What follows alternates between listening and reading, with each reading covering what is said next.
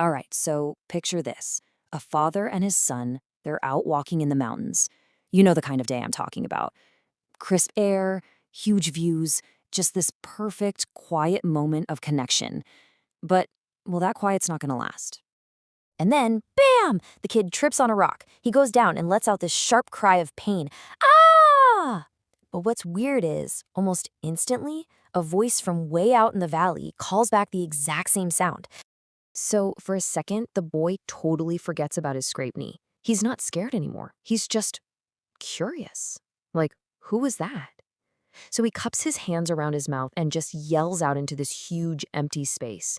Who's there? And you guessed it, the voice comes right back. Same tone, same words, asking the exact same question. The plot thickens, right? It sounds just like him, but how could it be?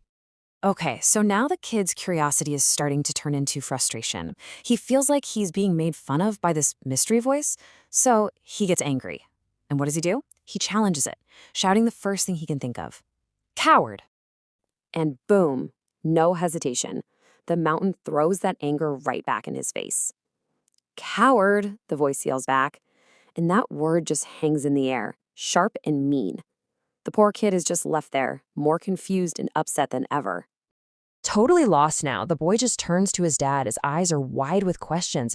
He has no idea what's going on with this weird back and forth with the mountain. He just asks, "Papa, what is this?" But the father? He just smiles.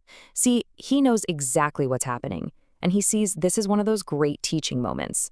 He decides he's going to show his son that you can get a totally different answer from the mountain and, well, from life itself. So he leans forward and calls out with this really warm voice, "Son, I love you." And guess what? The valley calls back with the exact same warm feeling. "Son, I love you." And you can just see it on the boy's face. The light bulb starts to go on. And just to make sure the lesson really sinks in, the father shouts out another one, with even more passion this time. You are the best. And just like a mirror, the voice sends the compliment right back. You are the best. The kid is just standing there, completely blown away. So the boy's still just trying to figure out what just happened, and his father looks right at him and explains it. He says, people call this an echo, but really this is life. It gives you back everything you say and everything you do. And of course, this story isn't really just about sound waves bouncing off a mountain, right? It's a huge metaphor for a really simple truth. Your life is just a reflection of your own actions, your words, and yeah, even your feelings.